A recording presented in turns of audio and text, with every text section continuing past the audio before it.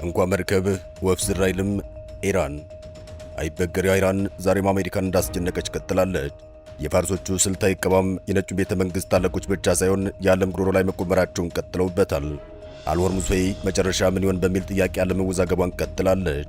ተከፈተ ሲባል የሚዘጋው ተዘጋ ሲባል የሚከፈተው ወሽመጥም በእንቆቅልሽነቱ ቀጥሏል።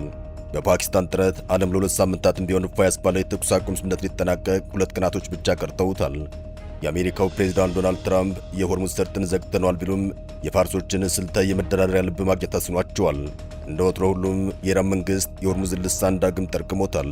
የተኩስ አቁም ፍጻሜው እዚያ ላይ መሆኑ መካከለኛው ምስራቅ ብቻ ሳይሆን ምድሪቱን ዳግም ለውጥረት ያደረጋት ጉዳይ ሆኖም በዓለም አቀፍ መገናኛ ብዙሃን እየተዘገበ ይገኛል። ለመሆኑ የኢራን መንግስት ፍላጎትና ዕቅድ ምን ይሆን?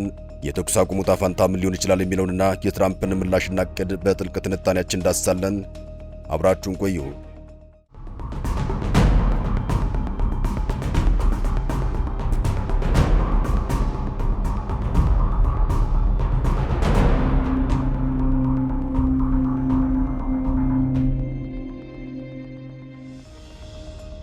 የኢራን አይበገሬነት በሆርሙዝ ሰማይ ላይ።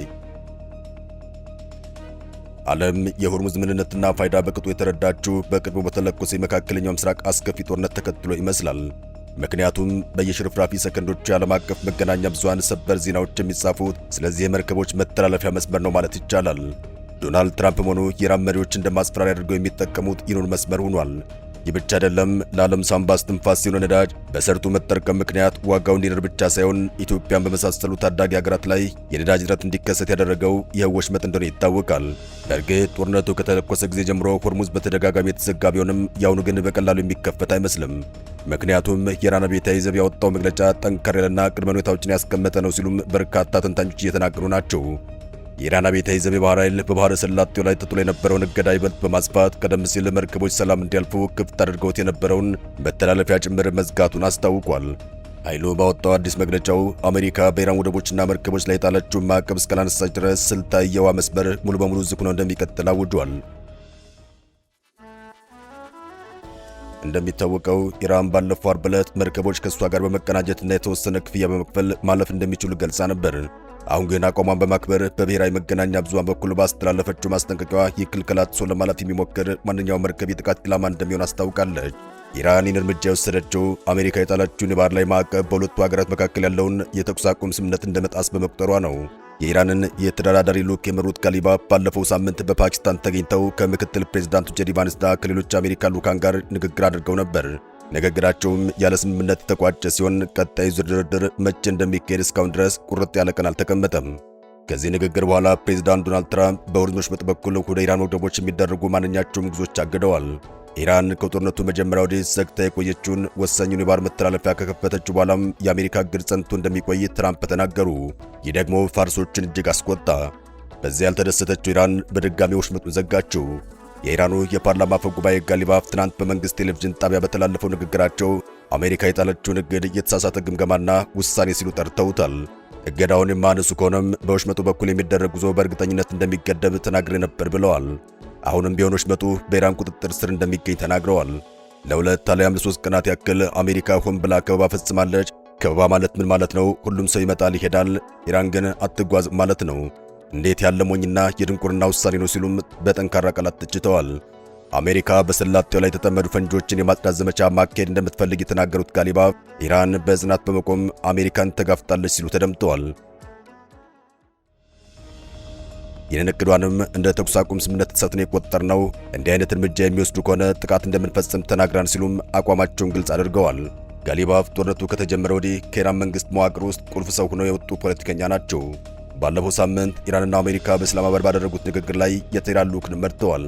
የሆርሙዝ ወሽመጥ በድጋሚ የዘጋች ኢራን የሰላም ስምምነት ላይ የመድረሱ ጉዳይ ሩቅ እንደሆነ ገልጻለች።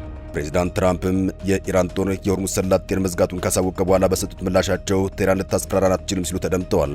ለረጅም ዓመታት እንዳደረጉት የሆርሙዝ ሰላጤን መዝጋት ይፈልጋሉ ሲሉም ለጋዜጠኞች የተናገሩት ትራምፕ ሊያስፈራሩን አይችሉም ሲሉ ተደምጠዋል።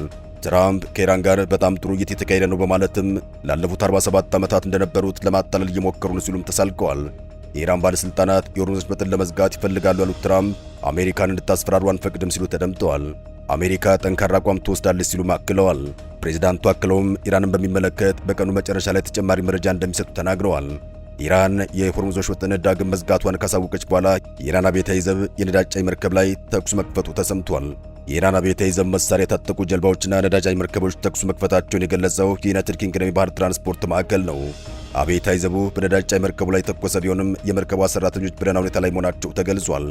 ትራምፕ ግን ኢራን ልታስፈራራን አትችልም ማለታቸውን የተሰማው ምንም እንኳን ትራምፕ ኢራን ላይ ተደጋጋሚ ዛቻዎችን ቢያሰሙም የኢራን ጠቅላይ ብሔራዊ ደህንነት ምክር ቤት ኢራን በሆርሙዝ ወሽመጥ በኩል የሚደረጉ እንቅስቃሴዎችን ጦርነቱ እስኪያበቃና በቀጠናው ዘላቂ ሰላም እስኪሰፍን ድረስ ለመቆጣጠርና ለመከታተል ቁርጠኛ መሆኗን መግለጿን አልጀዚራ አስነብቧል።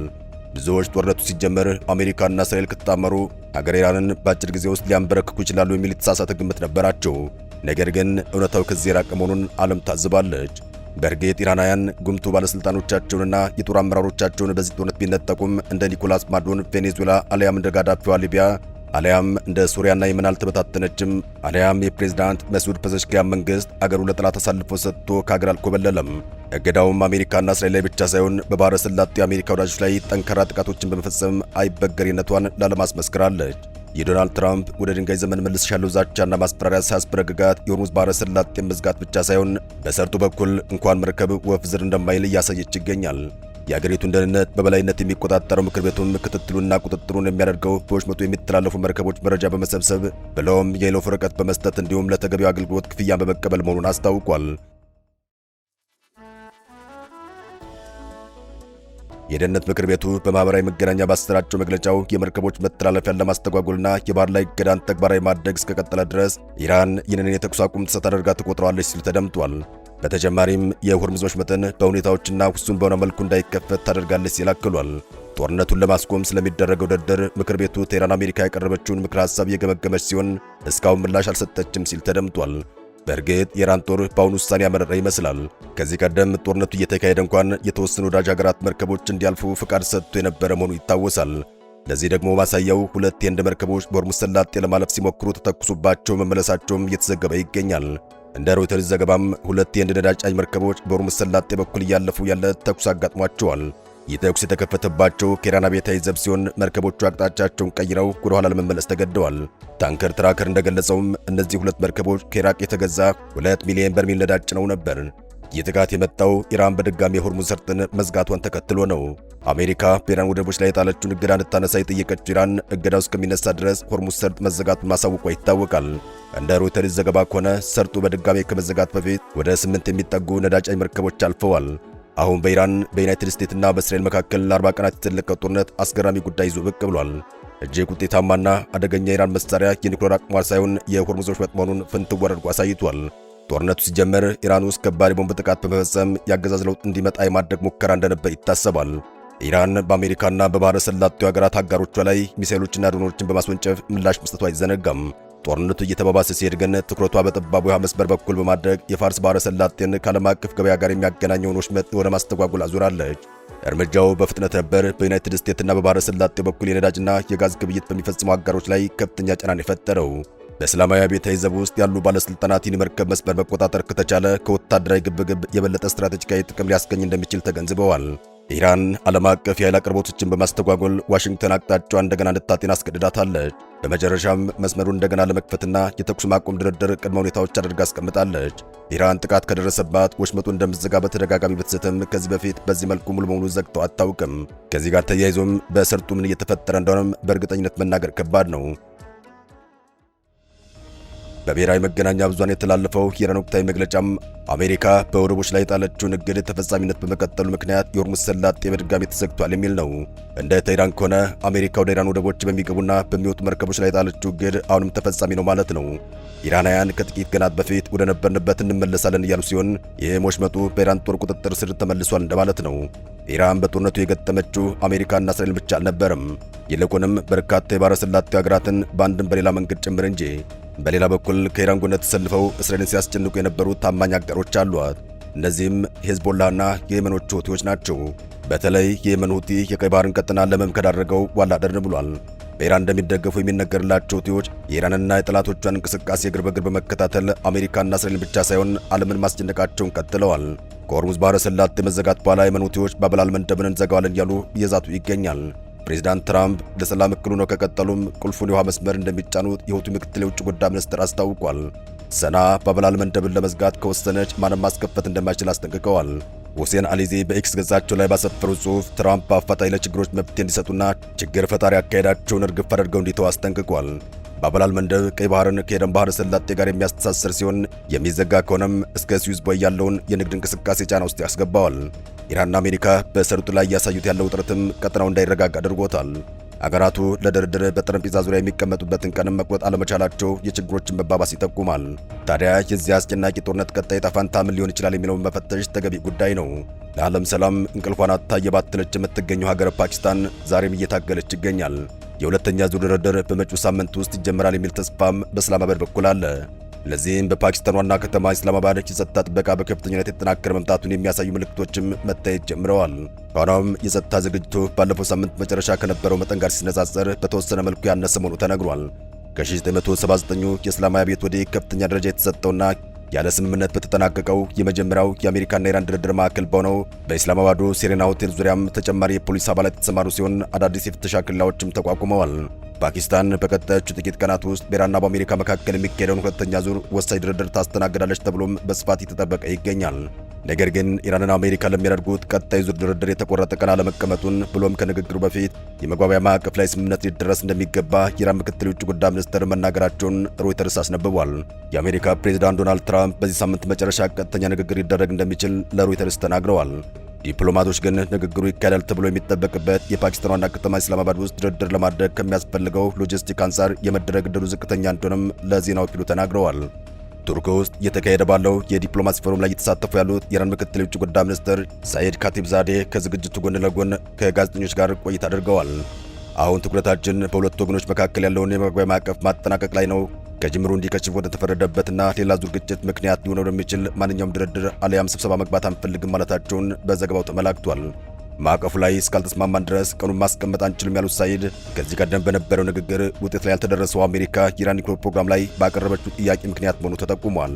በድርድሩ ከፍተኛ መሻሻል ታይቶ ነበር። ነገር ግን ሌላኛው ወገን ኢራንን ከዓለም አቀፍ ሕግ ውጭ ለማድረግ በመሞከር የተከተለው ሁሉንም ማን አለብኝነት አካሄድ ስምምነት ላይ ከመድረስ አግዶታል ሲሉ ተደምጠዋል። አሁን ፈጣሪ ፈቅዶ ሁለቱ ሀገራት ድርድራቸውን በፓኪስታን ቢጀምሩም ከሆርሙዝ ሰርጥ መዘጋት ባለፈም ስምምነቱን አስቸጋሪ የሚያደርገው ጉዳይ የኒውክሌር ጉዳይ ስለመሆኑም ተንታኞች ያስረዳሉ። የኢራኑ ፕሬዝዳንት መሱድ ፐዘሽኪያን ፕሬዝዳንት ዶናልድ ትራምፕ የኢራን ኒውክሌር መብት ለመግፈፍ የሚያስችል ምንም አይነት ምክንያት እንደሌላቸው መናገራቸውም ተሰምቷል። ፐዘሽኪያን ትራምፕ ኢራን የኒውክሌር መብቷን መጠቀም የለባትም ይላል፣ ነገር ግን በምን ወንጀል የተነሳ እንደሆነ መልስ አይሰጥም ሲሉ ተደምጠዋል። አንድ ሀገር ያለው መብት የሚገፍ እሱ ማን ነው ሲሉም ጠይቀዋል። ፕሬዝዳንቱ እኛ ጦርነት ጎሳሚዎች እንደሆነ ተደርጎ እንዳይወሰድ ሁኔታዎችን ማስተዳደር አለብን፣ እኛ ራሳችንን እየተከላከልን ነው ሲሉ ተደምጠዋል። ጦርነቱን በክብር ለመቋጨት እየሞከር ነው ማለታቸውንም የኢራን የዜና ወኪል ዘግቧል። ፕሬዝዳንት ይህን አስተያየት የተሰጡት በቴህራንና በዋሽንግተን መካከል በሚደረገው ድርድር ውስጥ የኢራን የኒውክሌር ፕሮግራም ዋነኛ የቅራኔ ምንጭ ሆኖ በቀጠለበት በዚህ ወቅት ነው። ባለፈው ሳምንት ፓኪስታን ውስጥ በተደረገው ንግግር ሁለቱን አካላት ያስማማው ይህ ጉዳይ እንደሆነም ተገልጾ ነበር። ምንም እንኳን ኢራን ዩራኒየም የምታበለጽገው ለሰላማዊ ዓላማ እንደሆነ ብትናገርም ፕሬዝዳንት ትራምፕ ቴህራን የኒውክሌር መሳሪያ እንድትታጠቅ እንደማይፈቅዱ በተደጋጋሚ ተናግረዋል። ኢራን በበኩሏ አሜሪካ በድርድሩ ሁሉንም ማግኘት አለብኝ የሚል አቋም እንደያዘች በመግለጽ ወቅሳለች። ይህ ደግሞ በድርድሩ ሂደት ላይ እንቅፋት ይሆናል የሚል ስጋት ተደቅኗል። የተከበራችሁ ውድ ቤተሰቦቻችን ስለተከታተላችሁን ከልብ እናመሰግናለን። ጤና ይስጥልን።